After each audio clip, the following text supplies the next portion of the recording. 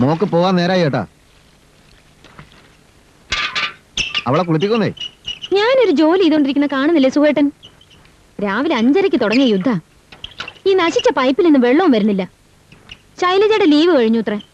അവൾക്ക് ഉച്ചയ്ക്ക് കഴിക്കാൻ വല്ലതും കൊടുത്തയക്കണ്ടേ? മോളെ ഇന്ന് സുഖേട്ടൻ തന്നെ കുളിപ്പിക്കേ. ഞാനാ?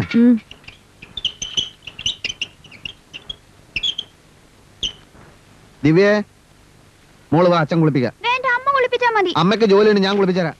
വേണ്ട, ഇവിടെ വരാനാ പറഞ്ഞു.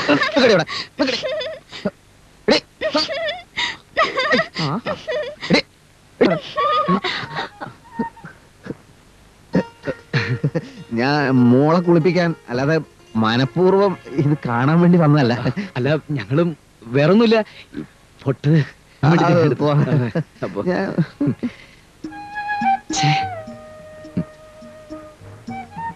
മോളെ, മോളെന്തായാലും ഇങ്ങോട്ട് തന്നെ ഓടി വന്നത്? ഈ വീട്ടിൽ വേറെ എത്ര മുറികളുണ്ട്?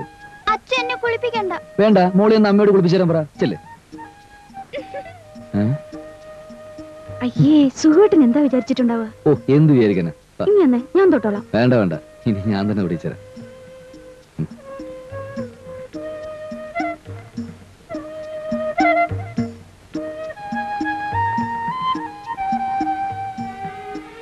മോളെ ശൈൽ,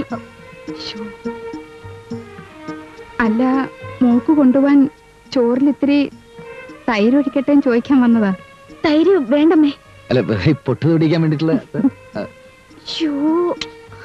ഒന്നുമില്ലെന്നേ.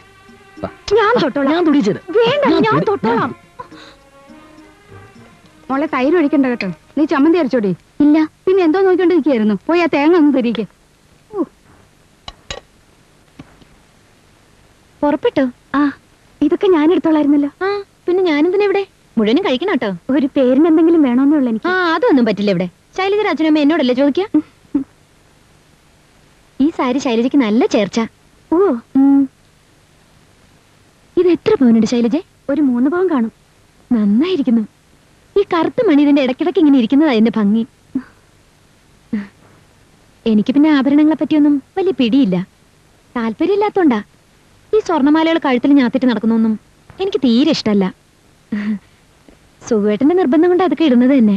എന്റെ ആഭരണങ്ങളൊക്കെ പെട്ടിയിൽ വെച്ച് പൂട്ടിയിരിക്കുക. എനിക്കും ആഭരണങ്ങളിൽ വലിയ കമ്പൊന്നുമില്ല. വരട്ടെ ചേച്ചി, വൈകിട്ട് കാണാം. ഓ, നിന്നെ കാത്തുനിന്ന് ഞാൻ വൈകി. പ്രകാശ് ഏജൻസിക്കാര് ചരക്കിറക്കാൻ വരുന്ന ദിവസാ. വന്നിട്ട് പോയാവോ? ആരെ പറഞ്ഞു എന്നെ കാത്തു നിൽക്കാൻ? ഓഹോ, അങ്ങനെയായോ? കല്യാണം കഴിഞ്ഞിട്ട് ആദ്യമായിട്ട് ബാങ്കിൽ പോകുന്നതാണല്ലോ എന്ന് കരുതി ഒന്ന് ബസ് കയറ്റിവിടാന്ന് വിചാരിച്ചു. എന്താ, തെറ്റായി പോയോ? കല്യാണം കഴിഞ്ഞല്ലെങ്കിലും എന്റെ പുറകെയുള്ള നടപ്പ് അവസാനിപ്പിക്കുമെന്ന് കരുതി. എങ്ങനെ എങ്ങനെ എങ്ങനെ ഒന്നും നോക്കിയേ. അയ്യടാ, കോളേജ് നാടകത്തില് വേർപാടിന്റെ സീനില് നീ എന്നെ കയറി ഒരു പിടി പിടിച്ച് ഞെരുക്കിട്ട് ഇപ്പൊ പറയുന്ന കേട്ടില്ലേ?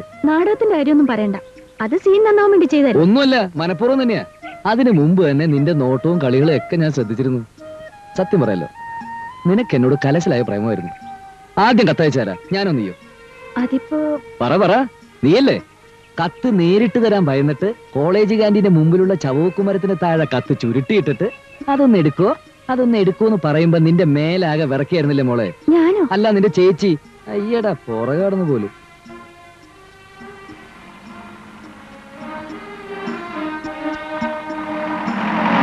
ബസ് വരുന്നവരെ ഞാൻ നിൽക്കണോ? വേണ്ട, കട തുറക്കാൻ വൈകില്ലേ? അത് നീ പറഞ്ഞാ ഞാൻ നിൽക്കാം. വേണ്ട, രാത്രി നേരത്തെ വന്നാ മതി. ശരി. ബസ്സിൽ കയറി അന്യപുരുഷന്മാരുടെ മുഖത്ത് നോക്കുകയോ ചിരിക്കുകയോ ചെയ്താ കൊന്നുകളെ ഞാൻ.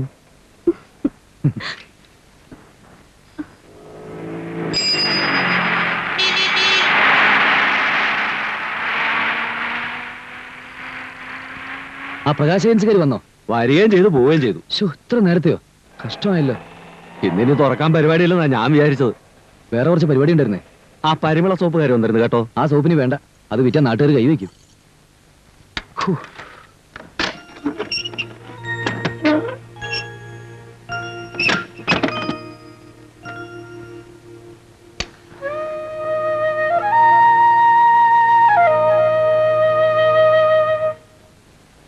Morning. Yes, good morning sir. ഇയാൾ എവിടെ പോയി കിടക്കുമായിരുന്നു? ഒരു ലീവ് ലെറ്റർ തന്നാൽ ഉത്തരവാദിത്വം തീർന്നു എന്നുള്ള മനോഭാവമാണെങ്കിൽ വളരെ ബുദ്ധിമുട്ടാണ്. സാറിനോട് ഞാൻ പറഞ്ഞിരുന്നില്ല, അനുജന്റെ കല്യാണം ആയതുകൊണ്ട് അത്. ഇടയ്ക്കൊന്ന് വർക്ക് സ്പോട്ട് ചെന്ന് നോക്കിയാൽ കല്യാണം മുടങ്ങി പോകും. ആ സാമുവൽ ടവേഴ്സിന്റെ എക്സ്റ്റൻഷന് ട്രെഞ്ച് എടുത്ത് വെച്ചാൽ നോക്ക്.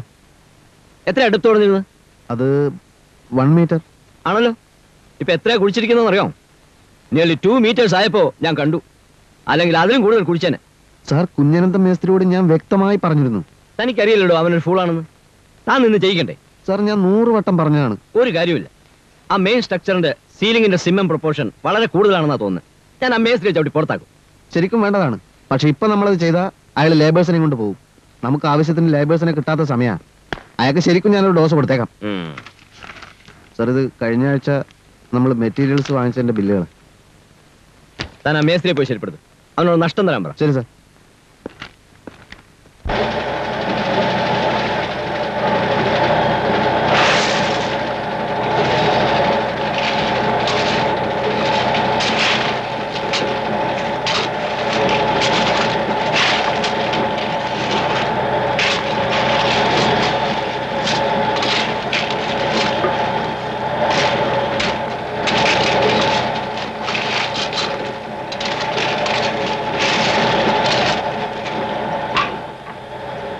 എടോ, ആ കുഞ്ഞനന്ത മേസ്ത്രി എവിടെ?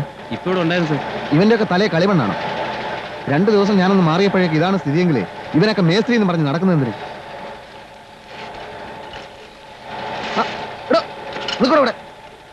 കുഞ്ഞനന്ത, നിക്കടോ ഇവിടെ, നിക്കടോ. സാറായിരുന്നോ?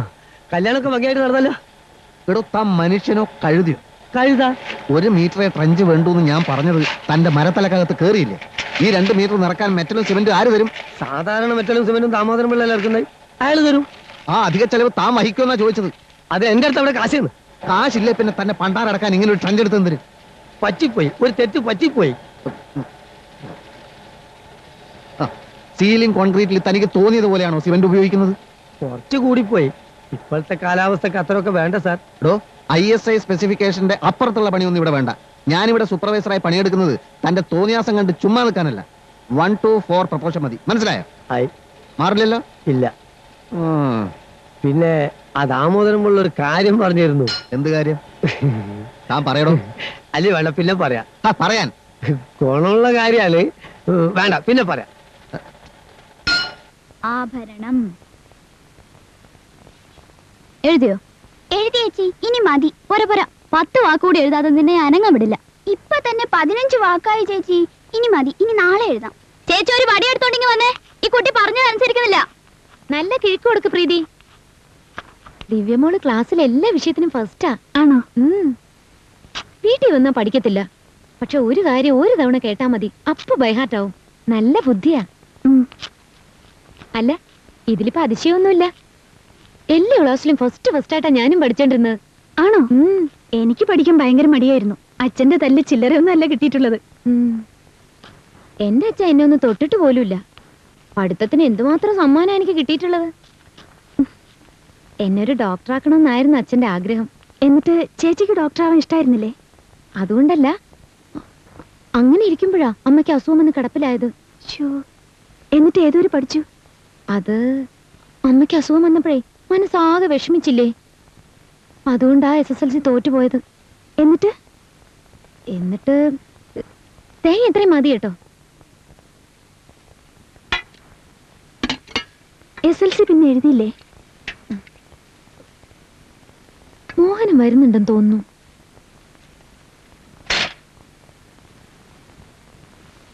ആഹാ, ഇന്നലെ 8:30 വന്നു.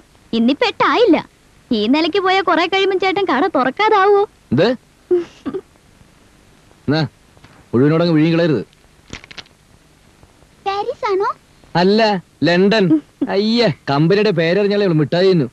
ഒരാളിവിടെ ഇടയ്ക്കിടയ്ക്ക് ഗേറ്റിലേക്ക് കണ്ടുനട്ട് ഇരിപ്പായിരുന്നു.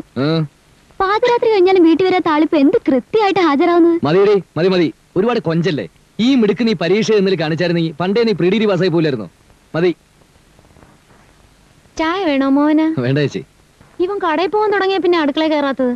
മല്ലി ഉറക്കല്, തേങ്ങാ ചെരവല്, ചേച്ചി ചേച്ചിന്ന് വിളിച്ചോണ്ട് എപ്പോഴും അടുക്കളയിൽ തന്നെ. ഇവന്റെ കാര്യം കേട്ടാ ഭയങ്കര രസമാ. മാമ്പഴം കണ്ടാ ബാക്കി വെച്ചേക്കില്ല. ഒരിക്കൽ എന്റെ അച്ഛൻ ഒരു ചാക്ക് നിറയെ മാങ്ങ കൊണ്ടുവന്നു. ഞാനത് പഴുക്കാൻ 10 വെച്ചു. 3 ദിവസം കഴിഞ്ഞ് നോക്കിയപ്പോ മാങ്ങ മുക്കാലും തീർന്നിരിക്കുന്നു. പഴുക്കണേന് മുമ്പ് മൂപ്പരടിച്ച് വീശി സുഖമായിട്ട് വന്നില്ലേ ചേച്ചി കുളിക്കുക